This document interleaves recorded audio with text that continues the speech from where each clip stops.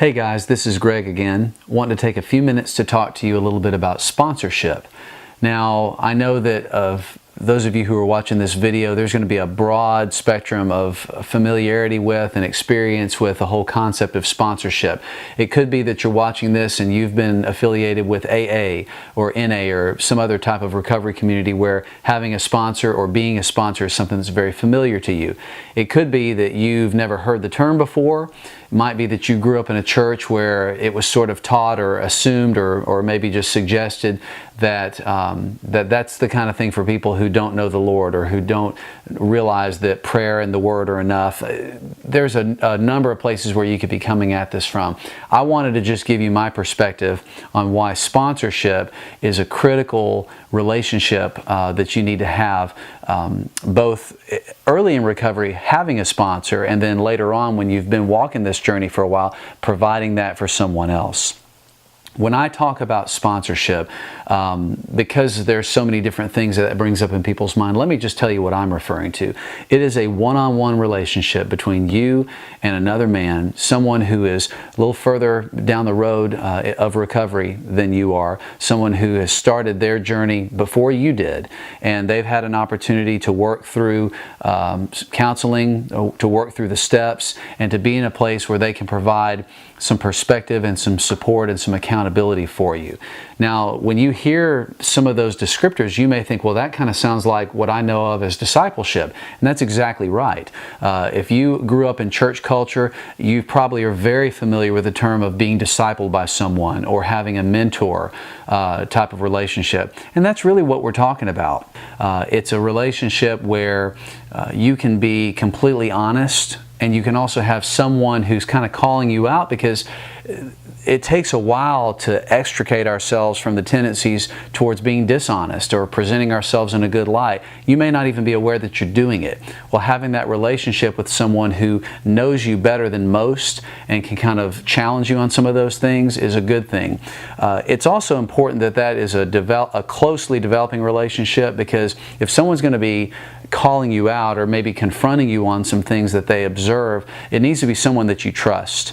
And so it's not just everybody that you ever meet. Not every friend is going to be able to function in that role. It needs to be someone who has shared the struggle with you, someone who understands you, someone that you have no doubt accepts and loves you, and that their input into your life is coming from a place of love and of acceptance and of the gospel and of wanting you to progress and to move forward in recovery.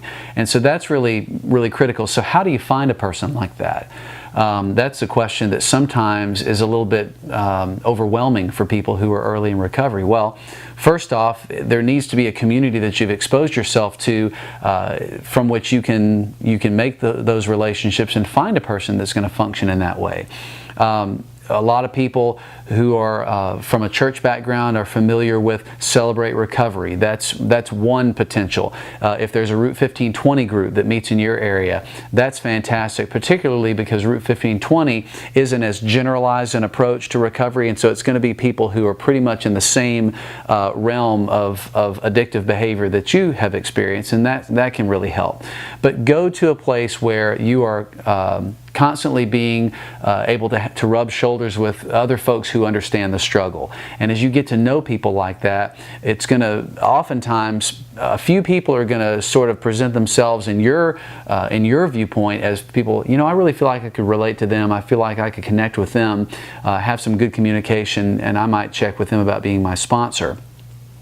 That first conversation can be a little bit awkward. So how do I go about doing that? You might be thinking, well, in my experience, there was someone that I had a previous relationship with just because we were both in music and worship ministry.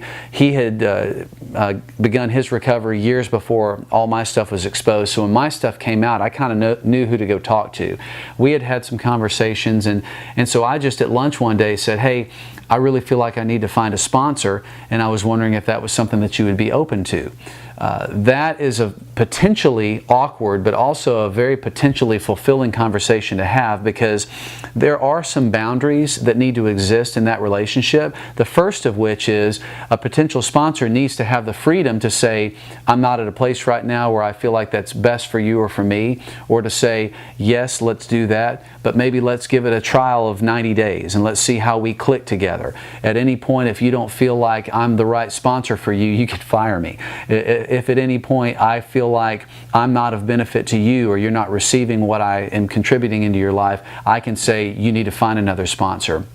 Now that is something that you just have to be prepared for as best you can, because that can push all kinds of rejection buttons. It can really potentially send you into a spiral, but it's important that we have that kind of transparency and that kind of candor in that relationship, where it's completely truthful, where we're not beating around the bush, we're not playing games, we're not being halfway honest, we're putting our feelings out there, and we're able to begin to learn how boundaries doesn't necessarily equal rejection. I mean, again, that's one of the benefits of having that kind of sponsor-sponsee relationship. So, you may go to someone and ask them to be your sponsor, and they may say, no, I don't feel like that's best right now.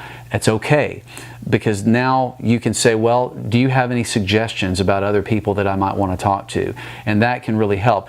There have been people that in the past few years have asked me to be their sponsor. I just wasn't at a place with my schedule, with work, with family commitments, where I felt like I could take on that responsibility. But it certainly didn't mean that they couldn't call me.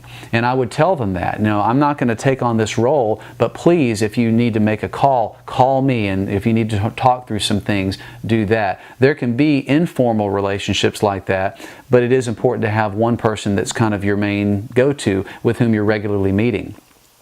Another aspect of this, as the person who is being sponsored, you need to assume the responsibility for getting together. It's important for you to see a tangible way in which you're taking responsibility for your own recovery. Don't count on your sponsor to always be calling to check on you. You make a commitment to where you're going to set up a regular meeting, whether that's weekly, whether that's twice a week, however often it works for you and your sponsor, but it does need to be regular.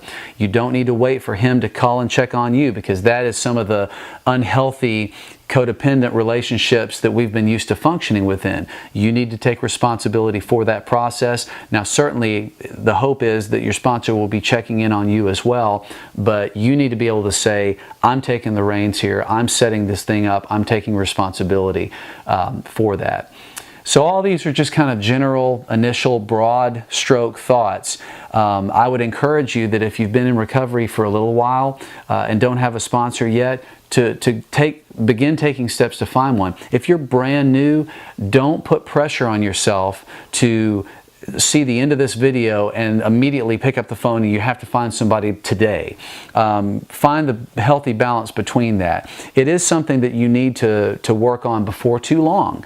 It's something that when you've been in recovery, you're starting to understand these principles, that you don't want to go too long without having someone to guide you through it. Just don't put undue pressure on yourself. And I guess the last thing that I would say is, after you have been in recovery for a while, and as you've been walking with a sponsor and beginning to feel more stable, life has kind of gotten into a new normal for you, where it's healthy and you're incorporating those good things into your life, you may feel like, okay, well, we don't have to meet as often. I'm good. I'm just going to kind of go about my business. And that's really not the approach that we want to take, because we want to now transition ourselves, and you want to transition yourself into kind of switching roles now. When we study the 12 steps, the last one says that having had a spiritual awakening as the result of these steps, we tried to pass these principles along to other addicts, to other people who are walking the same journey, and to practice these things in all of our activities. And so it's sort of the pay it forward approach, where you've received from other people in your life, and now you're passing it forward, and you're really investing in other people who are at that point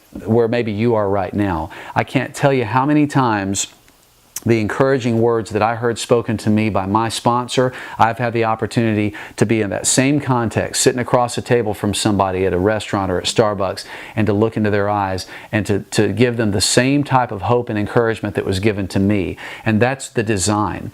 It works that way in discipleship, in any mentoring relationship. It works like that in sponsorship. So just like recovery is a lifelong process that we're going to be in, then the whole concept of sponsoring also needs to be considered that you're in it for the long haul.